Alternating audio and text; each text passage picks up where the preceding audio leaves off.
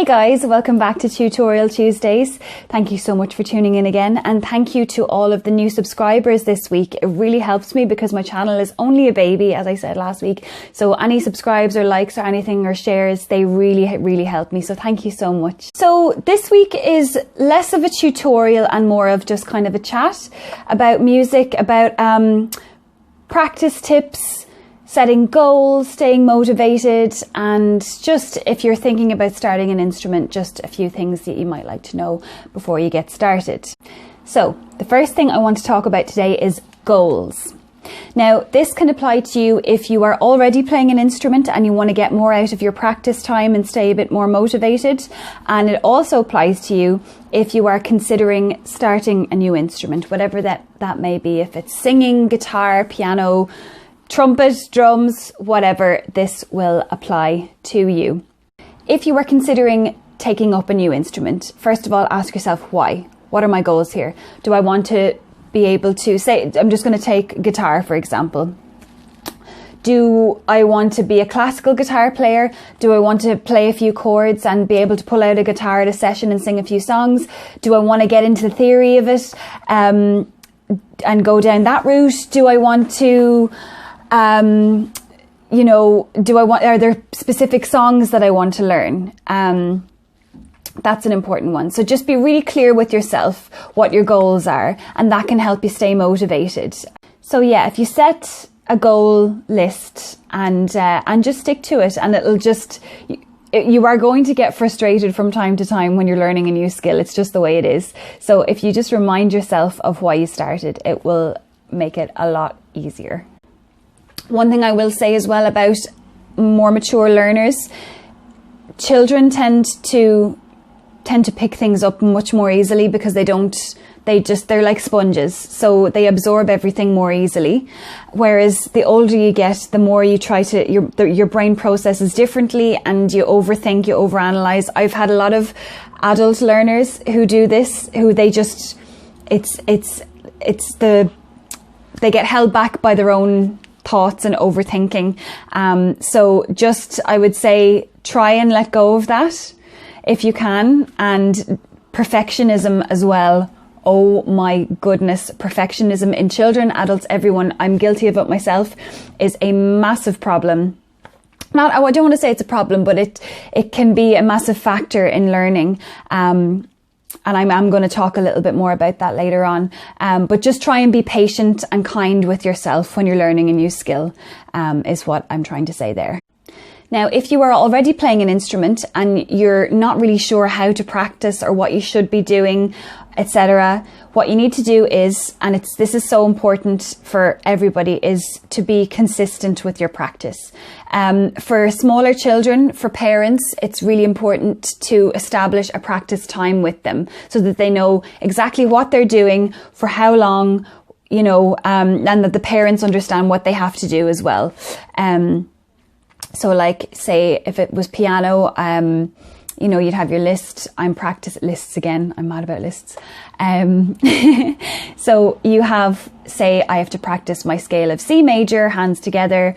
I have my sight reading, page 4, and my piece, hands separately as far as whatever it is, bar number 8, whatever. That's just an example of piano.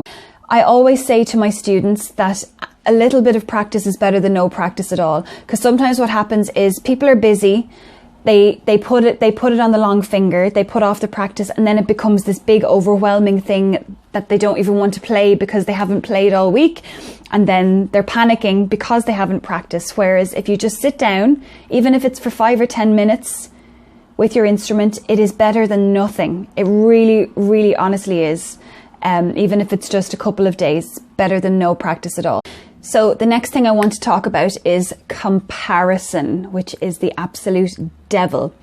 Now, what I mean by that is I get it with my students sometimes if they're playing something and I'm trying to teach them, they get really frustrated and they go, oh, yeah, but it doesn't sound like the way you're playing it. And I have to explain to them, yes, because I'm the teacher. It's the same when I go to, say, a Pilates class, and just as an example, and the teacher just makes it look so seamless and effortless. And I'm going, how, like, I could never do it like that. But you have to remember that they've trained. You know, they've gone through all of this. At one stage, they were where you are. And I always say that to my students as well. I always say to them, you know, I've gone through everything that you've gone through to get here.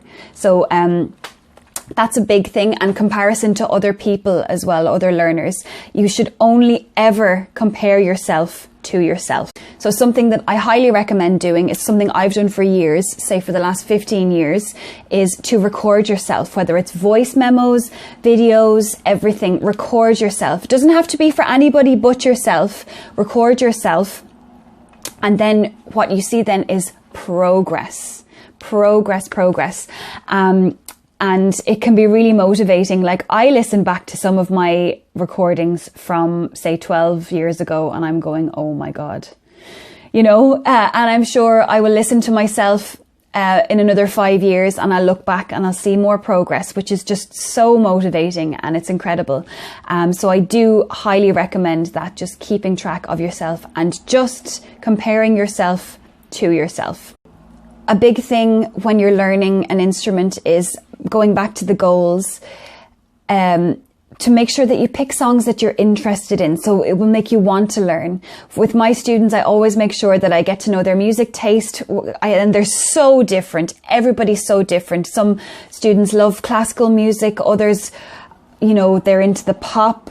Some like learning the kind of rock guitar riffs. Everybody is totally different. So I always try to make sure that, as well as making sure that they know everything that they need to know in their process, is that we're doing something that they're interested in, because it's going to motivate them even more to practice.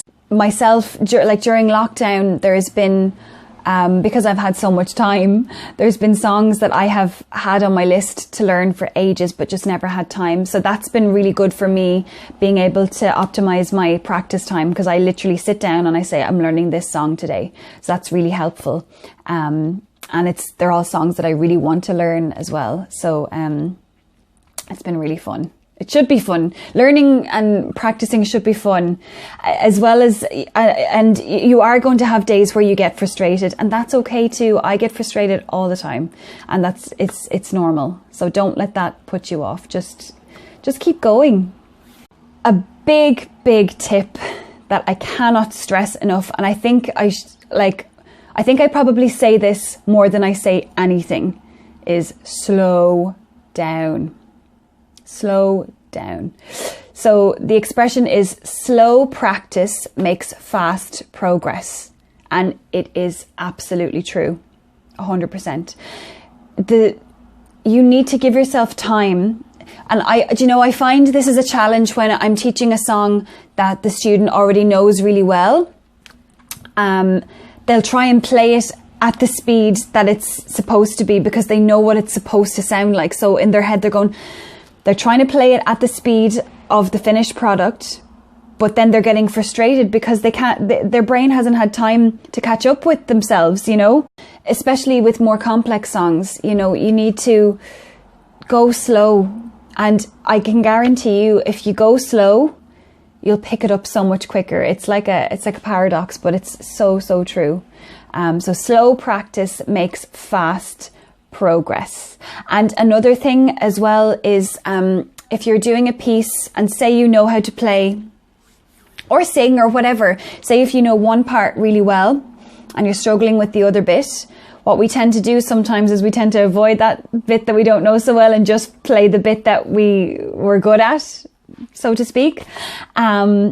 But it should be the other way around. So you need to take out that little section of the song or piece or whatever and give that your attention to bring it up to the level of the other part. And it'll be so worthwhile. You don't even have to try and play it all as one. Just take out that little section and work on it. If you give it a little bit of TLC, I guarantee it will work. So just to go over those points again, we had making goals for yourself, practice and learning goals.